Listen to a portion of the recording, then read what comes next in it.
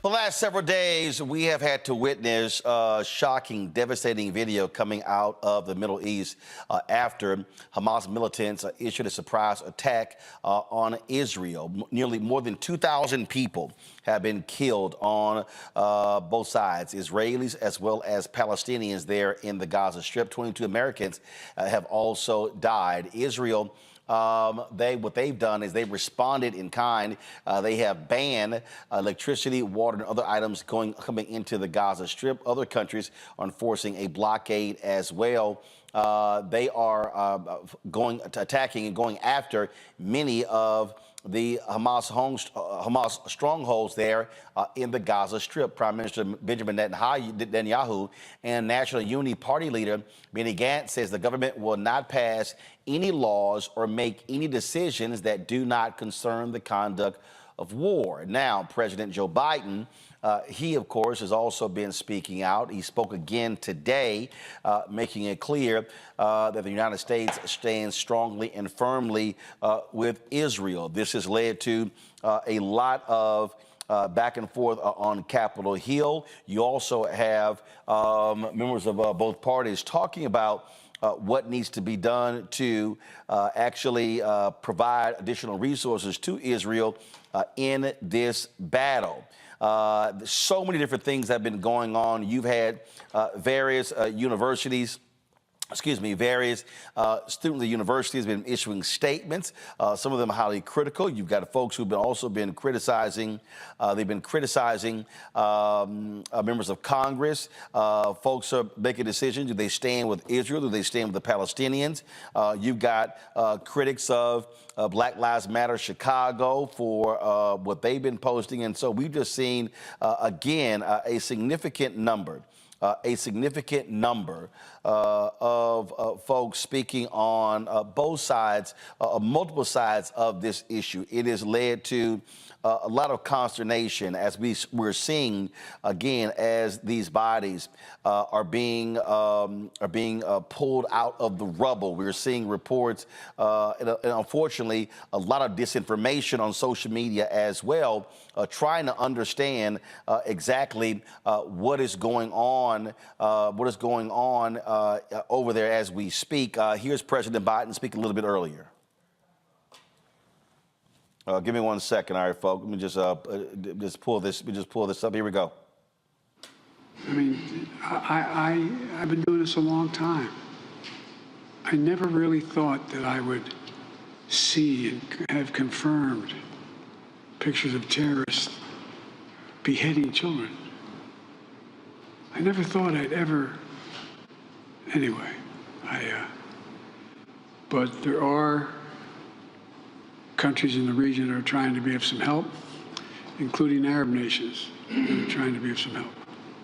So, Doug Emhoff, who is, of course, the second gentleman who is married to Vice President Kamala Harris, he is also Jewish. He also spoke today. Here's what he had to say. You're all hurting. The entire Jewish community is hurting. I'm hurting. We grieve with you. We stand with you. But thank God we have the steady leadership of Joe Biden and Kamala Harris during this unthinkable time in our history.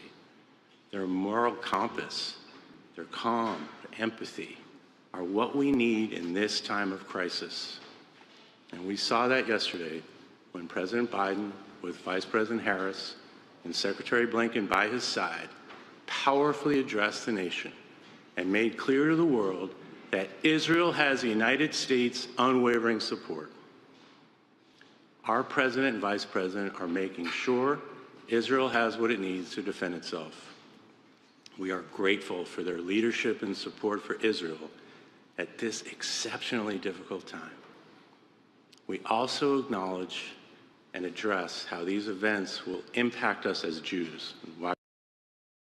All right, joining us right now is national security expert Dr. Nola Haynes. So, Doc, glad to have you here. So, all right, where do we even begin? First of all, this started with this surprise attack by Hamas against Israel. Some 5,000 rockets were fired. So I want to do this here. a lot of people really have no understanding of anything in this region. So let's first do this here. Explain to folks the difference between Hamas and the PLO. And so when you see people talking about they stand with Palestine, it doesn't mean that they are defending Hamas. So explain to people who don't quite understand this region at all. Thank you so much for doing this segment. It's very important, and I think it's important to talk to everybody about what's happening, especially folks in our community.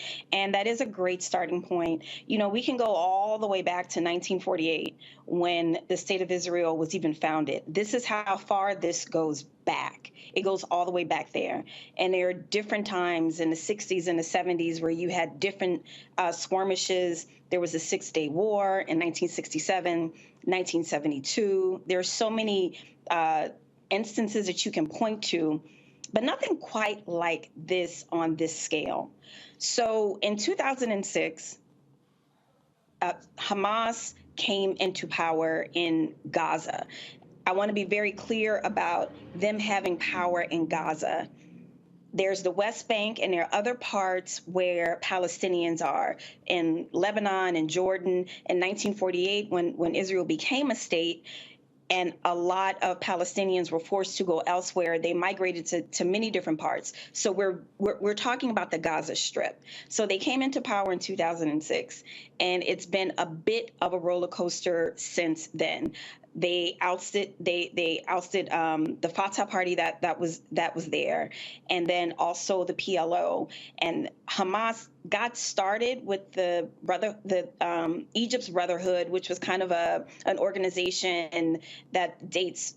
I forget exactly when they came into power, but it was a pretty powerful organization. But then they broke off, and then they became Hamas. So they've had a presence, I would say, probably since the 80s, and they slowly gained power. And they officially came into power in 2006. So when you say coming to power, if people have to understand, that was an election. And this was when President George W. Bush was there. And there were a number of people who were trying to explain to the Bush administration, do not move forward with this election. Hamas is going to win. So Condoleezza Rice was Secretary of State. They said, no, there's going to be an election there. And that's exactly what happened there in the Gaza Strip. And so what you had Hamas, who was saying to people, we're going to provide you food, shelter, things along those lines. We're talking about a territory with about 2 million people, half of them children. 90% of the place doesn't have electricity. You've had the UN Secretary General literally call this an open-air prison. And so folk have to understand really what this area is like and really what is going on here, which explains why Hamas has been able to control the Gaza Strip. Go ahead. I'll give you an example. Think about the Taliban right now being in charge of Afghanistan. You can say they came to power, but they took it, essentially. So we really are talking about a terrorist organization running the Gaza Strip, but like you said, Roland, with over 2 million people in that area. So when we say they came to power, that's a nice way of saying a lot of people didn't have a lot of choice. They were looking for something different because they were suffering. And so this is very, very typical with a lot of terrorist organizations. They will promise. And in some instances, they will actually do the work. They will actually come and feed you. But they also have these ulterior motives where they want to also enact some level of Sharia law, right? And through force. So that's another part of it. So Palestinian folks have been living under pretty extreme circumstances since 2006. And you have these competing power centers among the Palestinians. You have the PLO. Yasser Arafat was their leader for a very long time, and they were the traditional group. You've got Hamas, which some may call the militant wing, and so you have folks at odds. Now we're seeing stories out of Israel saying that Netanyahu wanted to isolate the PLO, and then support is being driven to Hamas to be able to then, frankly, crush both. Exactly, because one of the things, and Hamas has been very clear about this, they want part of Jerusalem. They want they want the Palestinian state to be recognized. They want the state of Palestine, and a big piece of that is Jerusalem. So I kind of want to fast forward to 2017 when the embassy was moved to Jerusalem. Hamas was not happy with that. They were not happy with the Trump administration at all. So that's kind of like a starting point. And hold up, before you go there, you had many white conservative, white evangelical Christians here in the United States who wanted that to happen as well. And so what you have here, you have this very interesting alliance going on where you have white evangelicals who are strongly backing that and pushing that, where you had a number of folks who are Jewish who were sort of like, is this really a major deal? And so that was, again, one of those conflicting issues where you had folks on multiple sides. You're like, well, why are y'all pushing this thing so diligently?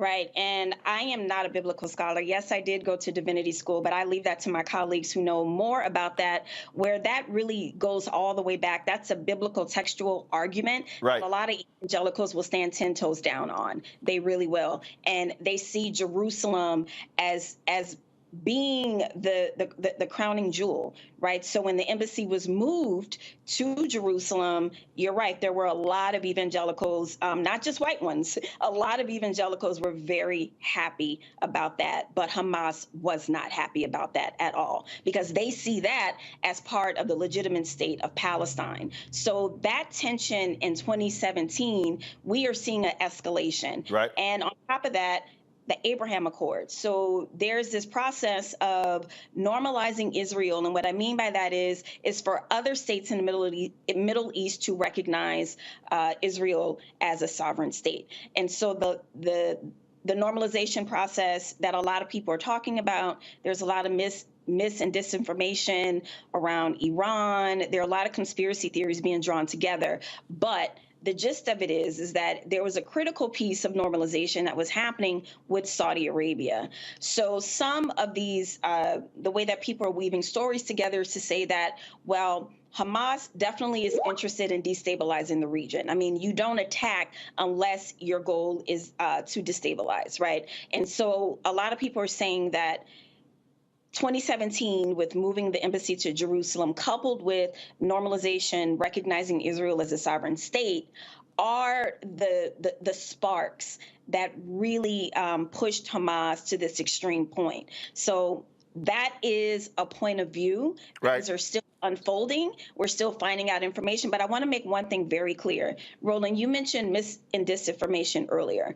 There are a lot of stories out there about Iran having direct involvement in helping this happen. We do not have evidence of that. First and foremost. Right. Hold on one second, because the reason I want to really hit that point. First of all, I'm going to go to a break. We come back. I want to deal with that.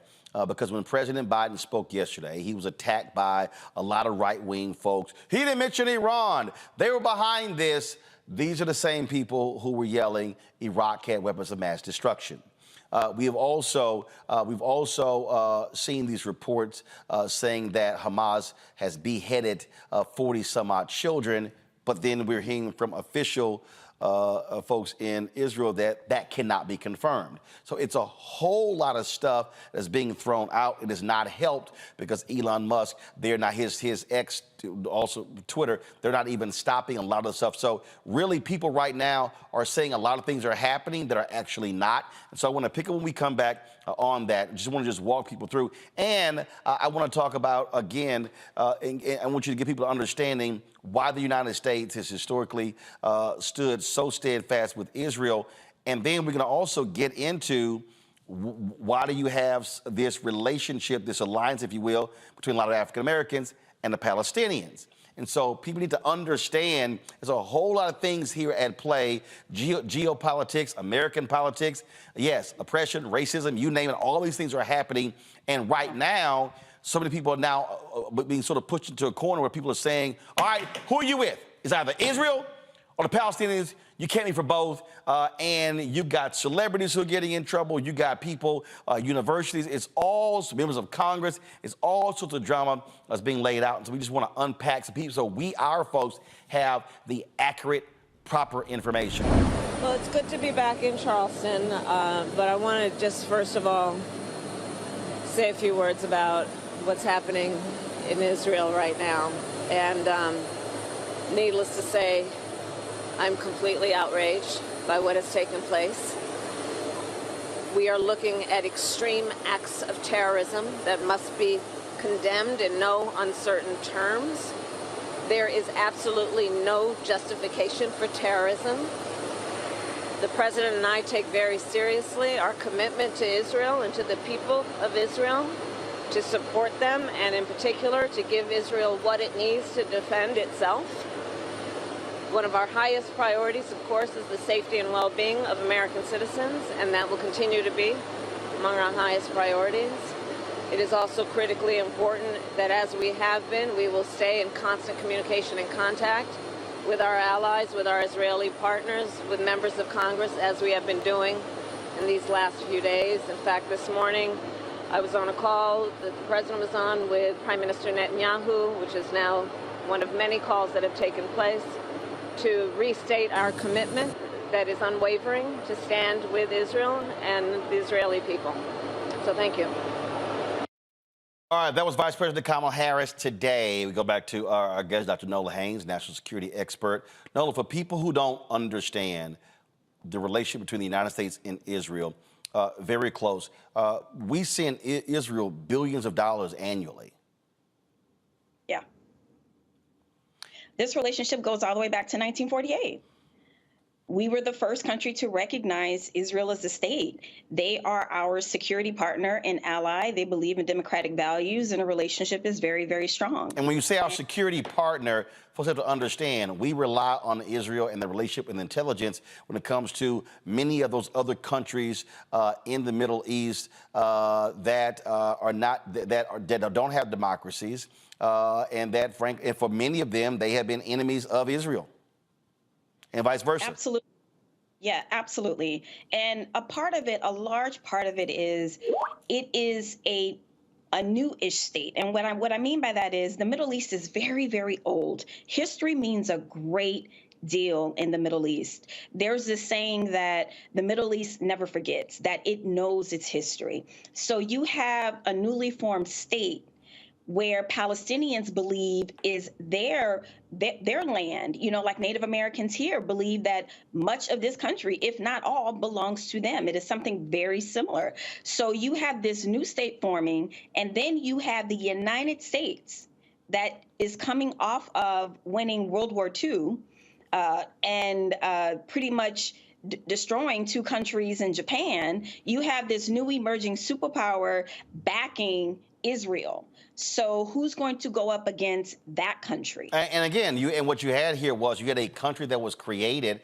because you had European Jews who were being killed in Germany, and so it was the creation, frankly, of their own country, a homeland for them. And then you have Palestinians who are saying, "Wait a minute, you're taking our homeland, our land, to create a land for them." And then again, you had Jewish, Muslim. Now all of a sudden, you've got the back and forth, and that literally has been the battle. Whose land is it? Who owns it? And then when you throw in those white conservatives, the white evangelicals, their whole deal is, wait a minute, that land originally belonged to Israel. And so you've got all of these conflicting things going. And so the United States has been trying to pursue this two-state solution. President Jimmy Carter, every American president has been trying to actually negotiate that for the longest. And some say we came very close at times, but the reality is you still have two folks who are at odds over the same territory.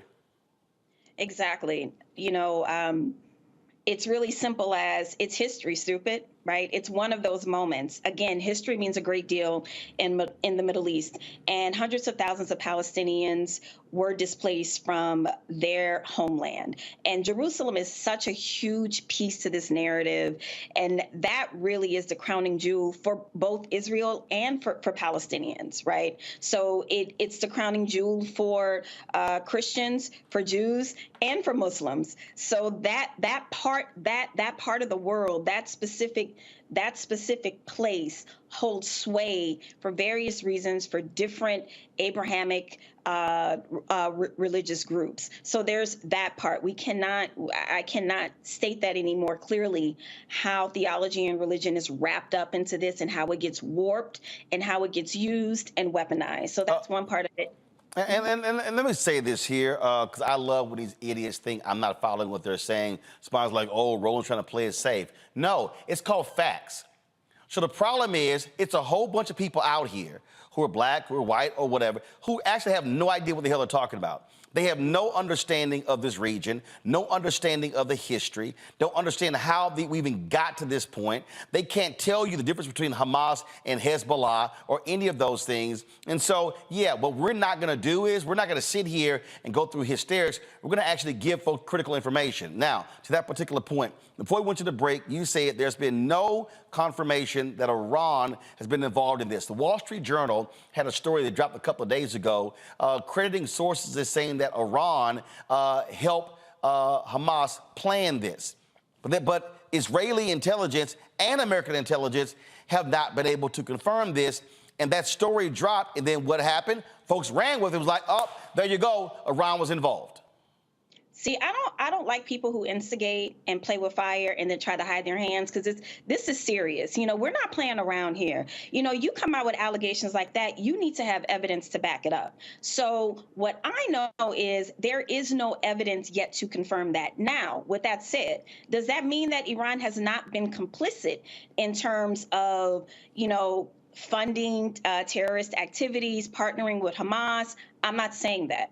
Regarding this specific situation, there is no evidence. And then another story that is out there that is also disinformation so far is about Hezbollah in Lebanon. There's a story that's... Hold on. Before you even go there, again, for folk who are clueless, who don't know, what is Hezbollah? Hezbollah is another Hamas-like organization out of Lebanon. You know, I want to say this, Roland. I've studied terrorism for a very long time. And one of the things that has been swirling around, a question over the last couple of years, you know, has terrorism retreated, or do we still need to worry about it? Well, what happened a few days ago, clearly we still need to worry about it, right? And so I was one of the people out there saying terrorism has not gone away, but I was looking more at Afghanistan and Western Africa.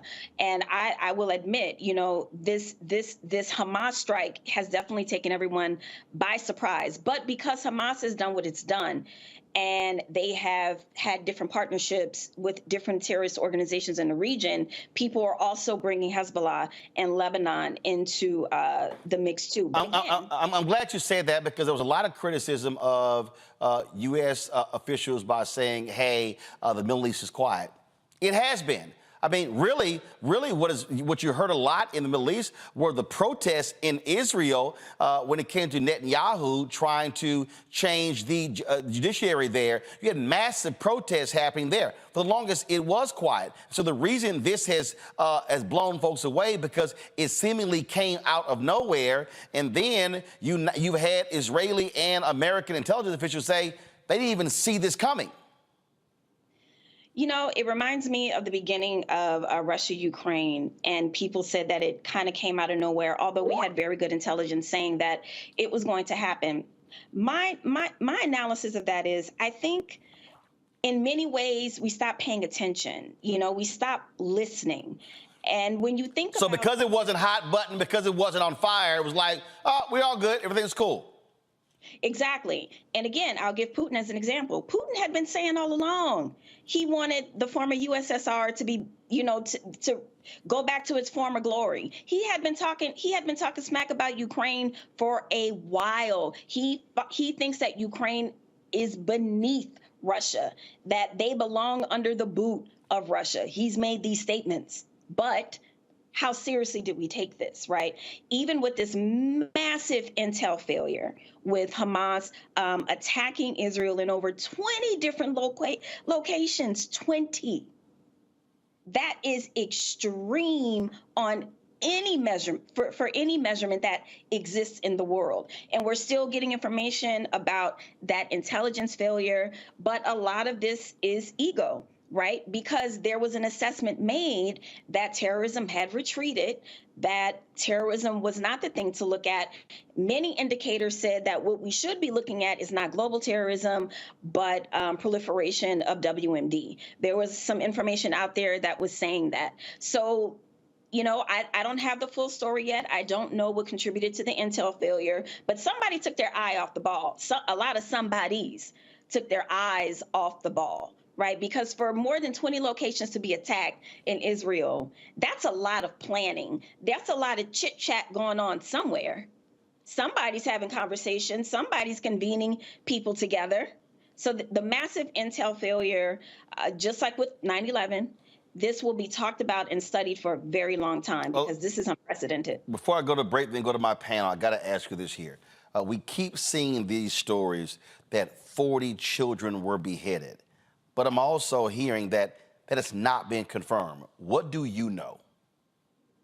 That is not confirmed.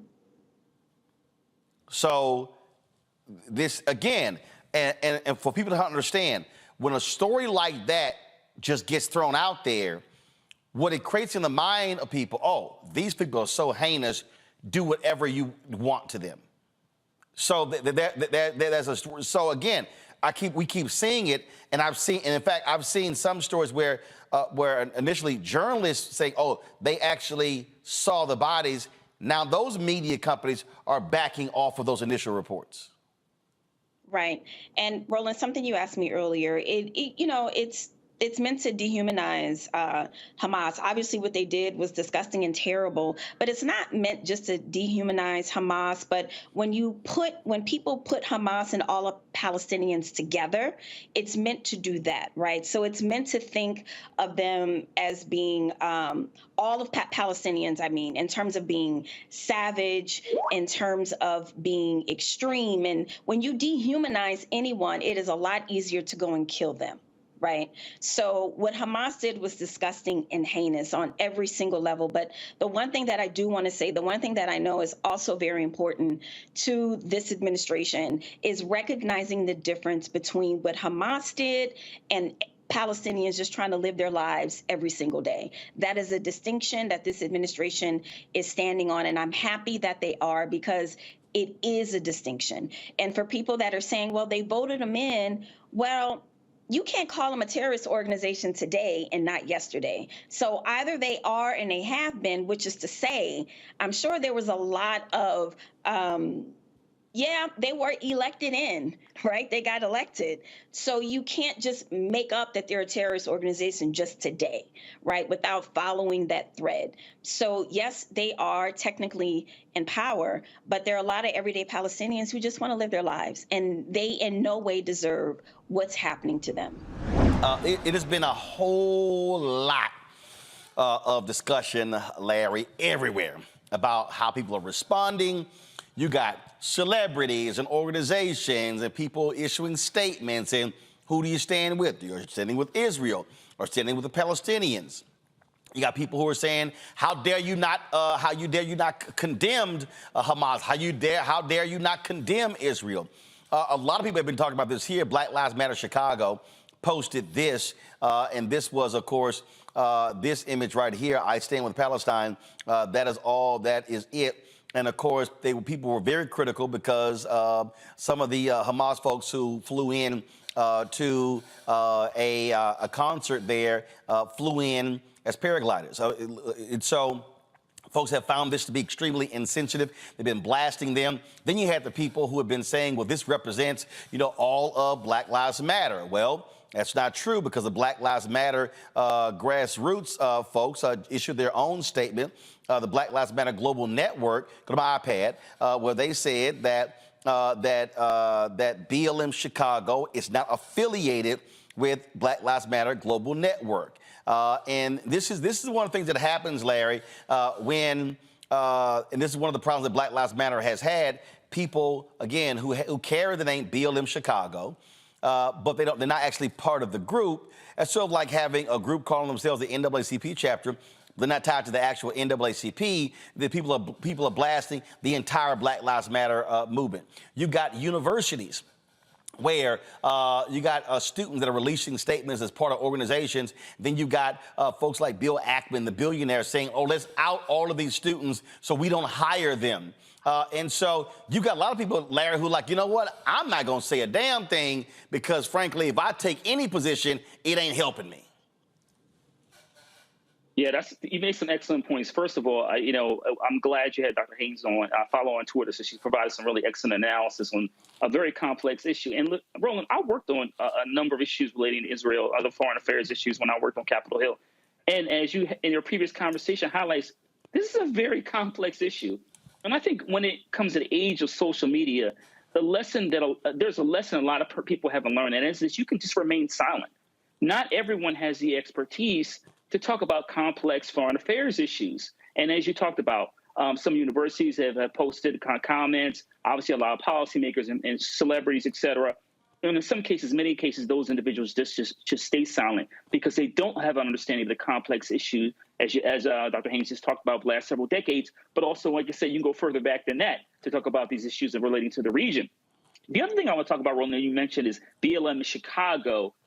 Once again, this idea to remain silent and just kind of when you're not an expert, when this is not your area or expertise, just to stay out of it and let those who study these issues relating to foreign affairs and understand the Middle East, to let them have a general conversation about what's going on. The other thing I want to highlight, Roland, as it relates to BMLA and Chicago and that statement they put out, it feeds the flame of right-wingers and those who are anti-Black to once again give one example of an entity who puts out a statement on social media to highlight why Black Lives Matter, the organization itself doesn't matter, and obviously trying to assert that they want to affiliate themselves with terrorism, which we know is not accurate. But overall, once again, this issue is relating to what's happening in Israel right now. It's a complex issue, and it needs context. And that's why I'm so happy that you had Dr. Haynes on, because members of the Black community, in particular on social media, talk about this issue, and a lot of folks have no idea what they're talking about. But the thing here, Rebecca, is that there are people who have been highly critical of Israel and their treatment of the Palestinian people. You have folks who say, guess what? They have a right to fight back. Jimmy Carter wrote a book calling what Israel is doing to the Palestinians, calling it apartheid. A lot of people took offense to that as well. You have significant emotions. But I think if you strip all of that away, here is, for me, how you look at it. Death is death. And so Hamas attacks Israel. People at a concert, you see the stories of them storming kibbutz, killing people in their homes, the videos that are being taken. And then, of course, how Israel responds, killing Palestinians. Right now, more than 2,300 people are dead. I wouldn't be celebrating anybody or anything. Death is death. This is pain. This is suffering. And family members are having to deal with this, whether you are Palestinian or Israeli. What we're watching is simply unattainable. There's so much that's happening so fast. There's so much misinformation. There's disinformation. And just to remind your viewers, this is one of the most highly concentrated areas on the planet, the most population-wise dense. Something else that's also an issue is that there currently isn't an ambassador to Israel from the United States. So that also hinders us from having an adequate response and actually having that information gathering that's so important, especially in the first few days of this conflict. The other issue, taking a step back and watching this, is it is disheartening as I'm listening to U.S. officials talk about what's happening. I'm waiting to hear about the talk about peace. How do we back up? How do we move away from the precipice that we're currently at, where the whole region can devolve into further negative consequences? How do we actually just slow down, let tempers go back down in order to figure out what is the solution? What are the constructive things that can happen next? And so what I'm concerned is that in the US, we're playing politics with this issue, with, like you said, there are so many innocent people on all sides who are being unjudiciously murdered, slaughtered, killed, reports of raping, reports of all sorts of atrocities. And I think all of us need to take a step back, let this cool down just a moment so we can figure out what is the peaceful way forward, because what's happening now is not sustainable. Regardless of how people feel the response should be, we can't do this for the next week, the next months, the next years. We have to figure out a way forward. But the reality, Scott, that is Israel has made it perfectly clear. They are going to destroy anybody tied to Hamas, and that is actually happening. And they're leveling in any building where Hamas may be in. Yeah, with the U.S., without the U.S., or in spite of the U.S., they're going to go in and turn Gaza to rubble. And, you know, you're right, death is death. Let me just say this, though, because I follow NOLA also. Hamas is not Palestine. Hamas is not Palestinians. And we keep lumping them together. Well, the media does, and even politicians do. And I say that because then that leads to this question. I understand, never again, that Israel uses, and this is one of those never again moments in 2023, but we got to be strategic and surgical when you turn Gaza to rubble. You have innocent people there. You have women and children there. You have hostages there. How do they get out? You got to go in and find them if you can, but you've got to give them the pathway out. There are 3 ways out of Gaza, and I believe Israel has shut down 2 of those 3. And if they have, there's only one way. You've got to give those people time to get out if you're going to turn it to rubble. If you don't, you are doing, if you go in indiscriminately and say to hell with everyone and everybody, then you're just repeating this cycle of violence. I understand that Israel is going to do what they're going to do, right? And emotionally, I don't blame them. But in the end, once we turn Gaza to rubble, where do we go from there? And you see, this dialogue now is about revenge. Got it. But as soon as you get through that, right, and we honor the dead and we mourn the dead, we still got a big-ass problem in the Middle East. And maybe this triggers some type of resolution. But I got to tell you, there's a lot of violence on both sides. And you can't resolve or settle a conflict as long as bombs are being dropped on all sides. And so the other thing is, we got to, if you're critical of Israel in the U.S., right, they label you anti-Semitic. It has always bothered me that there is blame to go on both sides. There's tit for tat on both sides. But if you criticize Israel, you criticize them in any way, shape, or form, white America and others will label you anti-Semitic. We got to stop that because both sides have to take some responsibility. And this rhetoric and the media and what have you is really harmful when you talk about beheading kids, because President Biden said, I didn't think I'd see the day where terrorists were beheading children, right? So now he's put that out there. You just ran that clip, actually. And so that's dangerous rhetoric. And we just got to get past this revenge piece and Gaza being laid to rubble. And the real question we need to be talking about is twofold. And I'll end on this. Where do we go from here, right?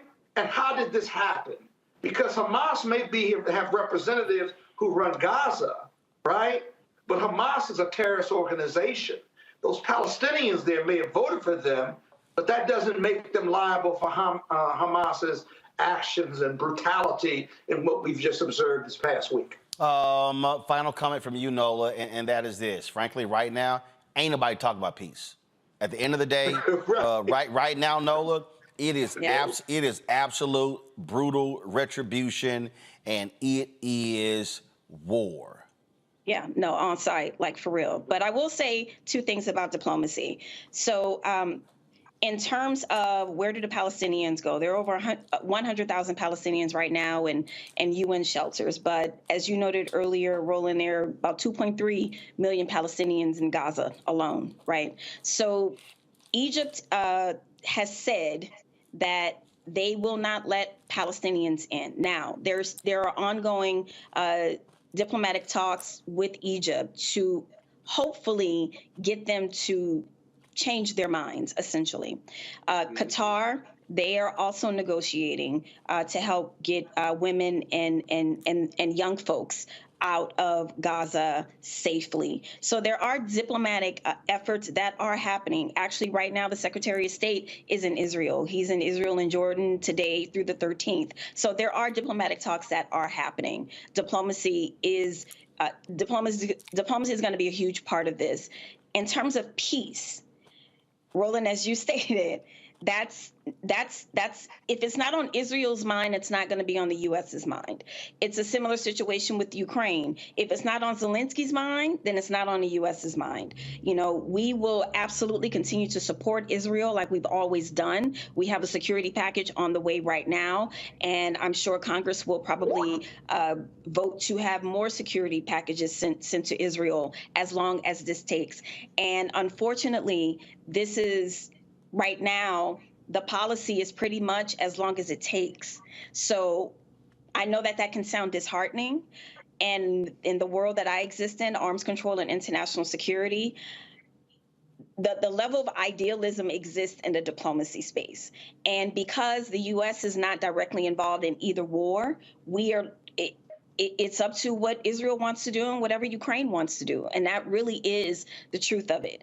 As soon as there's a moment turning towards peace, you best believe that there will be people all over that, because people are already thinking about it. They're writing policies around it. There are people who are wanting peace and who are thinking about peace. But as long as Netanyahu says on site, as long as Zelensky says on site, that's what it's going to be.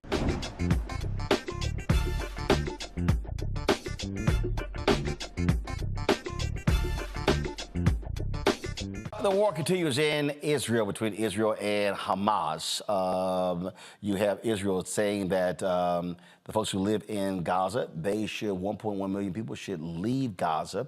A lot of people saying, wait a minute, this is going to cause even more problems, saying that how do you just move 1 million people out of the way? President Joe Biden gave a speech today in Philadelphia where he did talk about what is happening there in the Middle East. Check this out. I also want to say a word about the situation in Israel. The more we learn about the attack, the more horrifying it becomes. More than 1,000 innocent lives lost, including at least 27 Americans. These guys make Al-Qaeda look pure. They're pure evil. As I said from the beginning, the United States, make no mistake about it, stands with Israel. The United States stands with Israel. Secretary of State Blinken was in Israel yesterday, and Secretary of Defense Austin is there today. We're making sure Israel has what it needs to defend itself and respond to these attacks. It's also a priority for me to urgently address the humanitarian crisis in Gaza. At my direction, our teams are working in the region, including communicating directly with the governments of Israel, Egypt, Jordan, and other Arab nations, and the United Nations to surge support and humanitarian consequences for Hamas attack to help Israel. You know, we can't lose sight of the fact that the overwhelming majority of Palestinians had nothing to do with Hamas and Hamas's appalling attacks, and they're suffering as a result as well. This morning, I spoke with the family members of all those Americans who are still unaccounted for on a Zoom call for about an hour and 10, 15 minutes. They're going through agony, not knowing what the status of their sons, daughters, husbands, wives, children are. You know, it's gut-wrenching. I assured them my personal commitment to do everything possible to return every missing American to their families. We're working round the clock to secure the release So, Matt, Michael, I want to go to you. Michael, I'll start with you first. This is, it is just, it's interesting watching all of these different things unfold. One, I saw a post earlier that I thought was kind of interesting. Give me 1 second. I want to mention this, where Axios had this story that the State Department has said there's certain things that cannot. So here it is. It says, Scoop, this is a senior foreign correspondent for the HuffPost.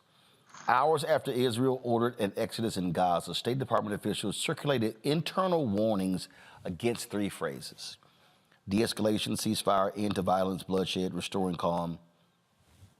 Why in the hell would we want not those things discussed? So I'm not certain why. I know we have multiple things taking place at the same time, okay? I'm glad President Joe Biden talked about the humanitarian crisis going on in Gaza because, to be quite frank with you, from looking at mainstream media, it appears they value the lives of Israelis more than they value the lives of the 2.2 million Palestinians living in the Gaza Strip. And they are living under like segregation-like conditions or oppression coming from Israel, okay? You have Israel dropping leaflets into Gaza saying for 1 million Palestinians to leave Gaza, but they really don't have anywhere to go for 1 million of them to leave. Even though some of them are trying to leave, they're trying to go south. They really don't have anywhere for 1 million to go. This is, I was talking to somebody earlier today about this.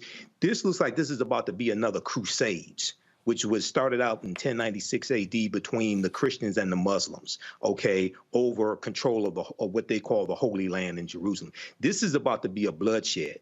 Now, Joe Biden and, quite frankly, the Biden administration, I think, got criticism early on by not having a full-throated distinction between the 2.2 million Palestinians who are being oppressed and Hamas, which is a terrorist organization. And what I mean by that is so much attention was on Hamas attacking Israel, but what was lacking was a history for about the past 56 years between Israel and the Palestinians, okay? And you have a humanitarian crisis going on in the Gaza Strip. One UN person or ambassador has referred to the Gaza Strip as an open-air prison. So now more information is starting to come out about what's taking place in Gaza. But this is going to be tremendous bloodshed coming. Yeah, and here's the deal, Matt. I mean, this is the thing for me that is, I just sort of sit here and I'm go, what are we talking about here? The reality is this here. Death is death. Yes. And if the whole point of a ceasefire, the whole point of ending the violence is to prevent death.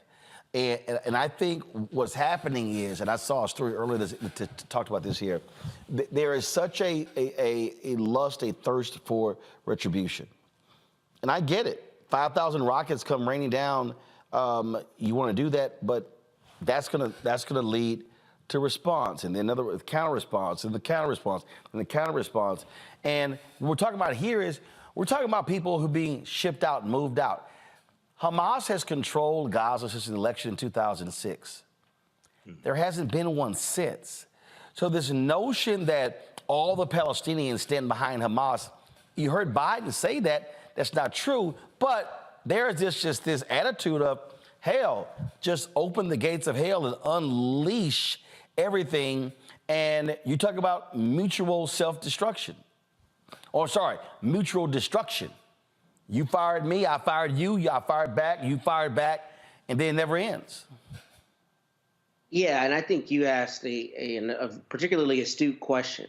Why are there internal emails saying we're not going to use terms like ceasefire and other things that seem to be the focus, should be the focus of anybody involved in policy or in defense, right, is staving off the number of lives that are lost. But I think if we look at it in the larger context of the fact that this particular conflict is the one that is most difficult for anyone in the United States of America to talk about for fear of being labeled one way or the other.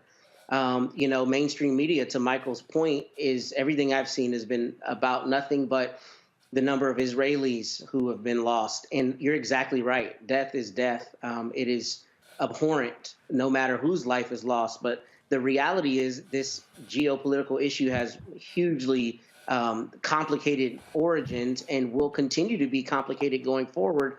And even that lumping together of Palestinians with Hamas as though, those aren't distinct contingencies, one of which may not be completely supportive of the other, with Palestinians not being Hamas, is crucially important. But we don't find that level of nuance in this conversation.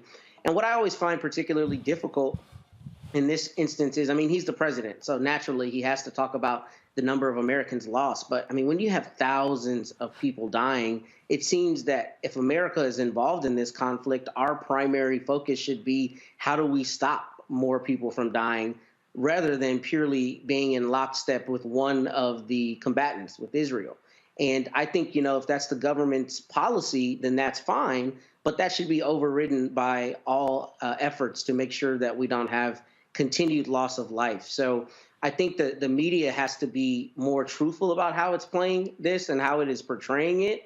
And I understand people's fear about not being anti-Semitic or any other kind of label. But if we don't talk about the issues and all of the attendant issues honestly, then we can't meaningfully have conversations about how the United States can help make sure that people on both sides aren't losing their lives. This is the homepage to HuffPost. Stunning U.S. memo, don't call for de-escalation in Gaza. Also, the Israeli president said all Gazans responsible for attack. Seriously, how 2.2 million people in Gaza, Michael. How do you make the claim that, they're all responsible for the attack? What this sounds like, this just gives us license to destroy it all and everyone. Mm-hmm. That's exactly what it is. Our sister, Dr. Joy DeGruy, who wrote Post-Traumatic Slave Syndrome, she talks about cognitive dissonance, and she talks about for you to dehumanize another people, you have to put negative pejorative terms on these people to reduce their humanity, to then justify mistreating them. And this is what it appears is taking place now by trying to lump all of the 2.2 million Palestinians in who Israel has been oppressing for years. Let's make that clear. Okay, it's the same way African Americans were segregated and oppressed by white people here in this country. This is what's taking place now by the Israeli government. Now, I also make a distinction most of the time between what the government is doing and what the everyday citizens feel and what they're doing, because sometimes there's congruency, but oftentimes there's a disconnect between how the government is oppressing the people in another country and how the everyday citizens of that oppressive country, act. But this is how you set up a people for mass extermination. You put negative terms on them in the media to then justify and reduce the desire for other nations to come to their aid. And lastly, there has also been a call from reports I've seen. I think New York Times had an article about this. There has also been a call for all of the Arab, I can't remember if they said Arab nations or Muslims, however they put it, to rise up as well.